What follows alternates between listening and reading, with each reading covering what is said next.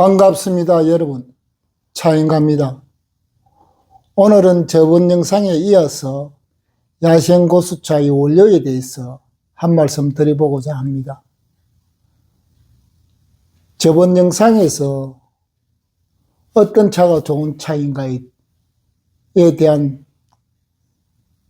저희 대답은, 첫째는 오염되지 않는 원료를 사용해서 차를 만들어야 한다죠. 그리고 둘째는 무엇입니까? 그런 차를 가지고 제다하는 과정에서 잘 만들어야 하죠. 이 두 가지 조건이 되어지면 그것이 잘 만든 차가 됩니다.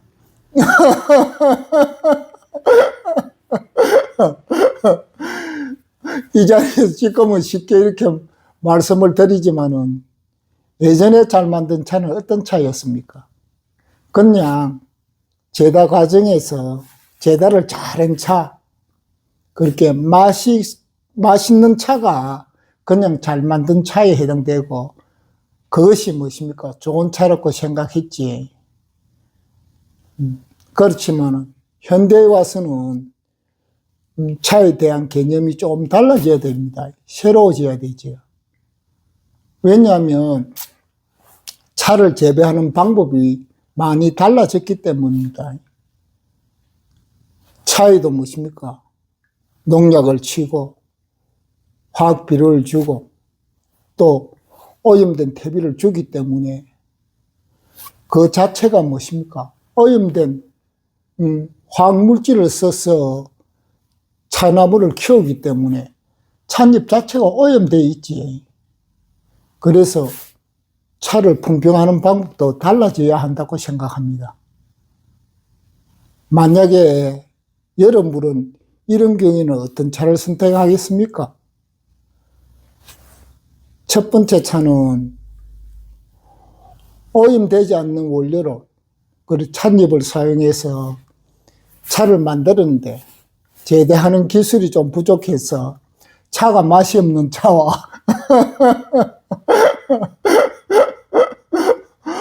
두 번째는 오염되어 있는 차를 가지고 찻잎을 가지고 차를 만들었는데 제다하는 기술이 워낙 뛰어나서 차를 아주 맛있게 만들었다면 여러분들은 어떤 차를 선택할 것 같습니까?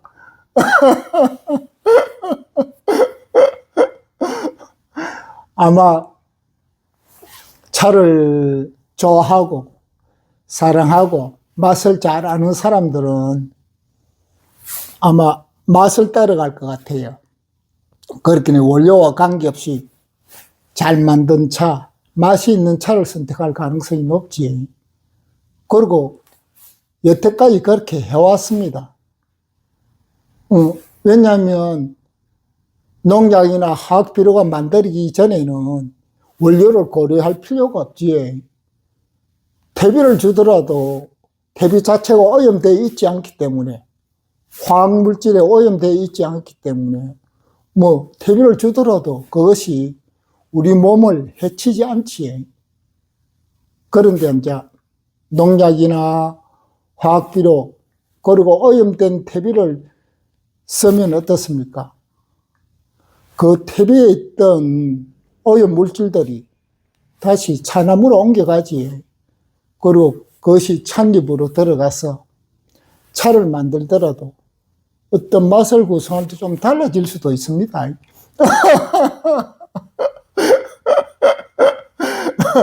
그래서 현대에 와서는 차의 맛으로만 차를, 좋은 차와 나쁜 차를 구분하는 것이 어떻게 보면 좀 미진한 부분이 있지. 좀 빠진 부분이 있습니다.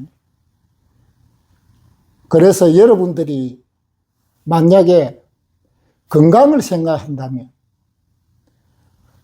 이 차를 마셔서 내 몸이 건강해지고 싶다면 맛있는 차를 선택하는 것이 아니라 원료가 좋은 차를 선택해야 됩니다. 비록 맛이 좀 떨어지더라도 말입니다. 왜냐하면 맛이 좀 떨어지지만 원료가 오염되지 않는 원료를 쓴 차는 내 몸을 해치지 않거든요. 뭐 차를 마시는 이유야 여러 가지로 다양하겠지만은 사실은 어째보면 차가 건강에 좋다는 이야기를 들어서 마시는 분들도 있을 것 아닙니까? 그런 분들은 어떻게 보면 맛을 따지기 이전에 차가 건강 원료를 사용했느냐 안 했느냐, 농약이나 화학비료에 오염되지 않는 그런 찻잎을 사용했냐 하는 것이 굉장히 중요한 문제가 됩니다. 건강하기 위해서 차를 마셨는데 오히려 건강을 해친다면 누가 감히 차를 마시겠습니까?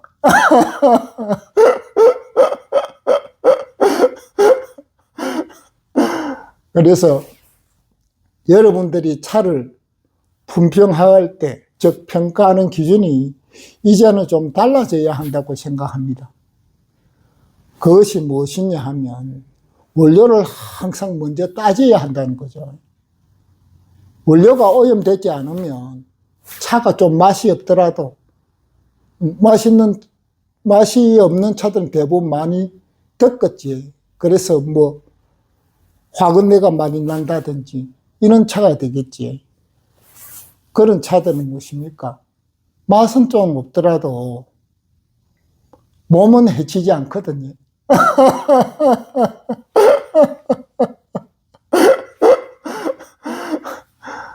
그래서 앞으로 여러분들이 어떤 차를 선택하든지 간에 그 차가 뭐 보이차가 되든 녹차가 되든 홍차가 되든 반바르차가 되든 어떤 차를 선택하든지 간에 차의 종류에 관계없이 항상 첫 번째는 원료를 고려하셔야 된다는 거죠.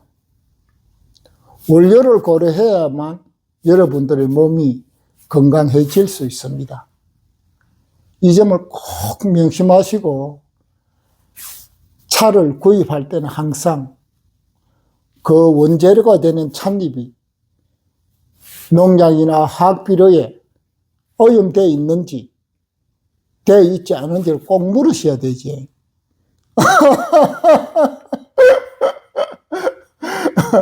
그런데 요즘 이제 뭐 제가 주 종목이 보이차기 때문에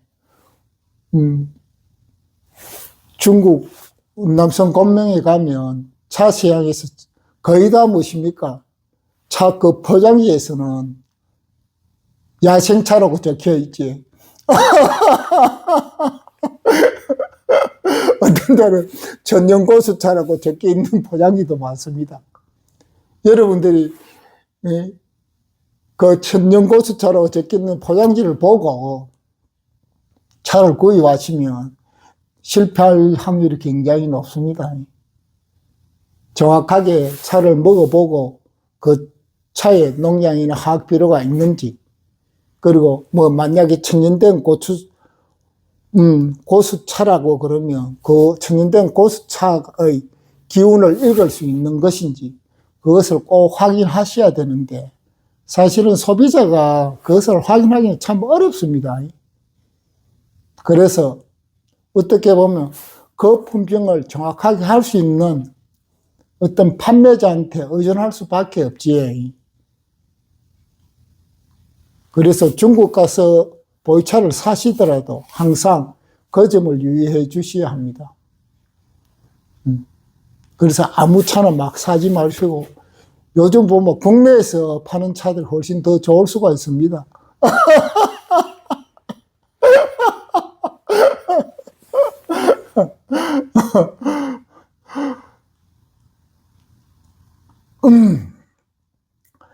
사실은 뭐 제가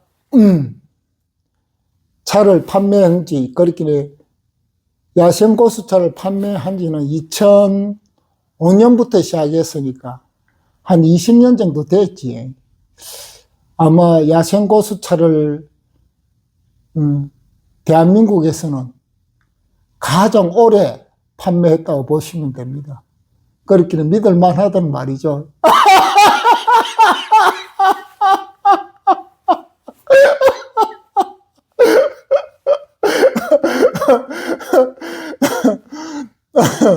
그리고 제가 아마 야생고수차를 가장 오랫동안 먹었지 않습니까? 뭐 하루에 매일마다 7, 8리터씩 마시고 최소한 7, 8리터씩을 마시니까, 그리고 20년 이상 그렇게 마시도 몸이 훨씬 더 건강해지고, 그런 것을 보면 야생고수차가, 차인가에서 파는 야생고수차가 야생고수차인 거는 맞는 것 같습니다.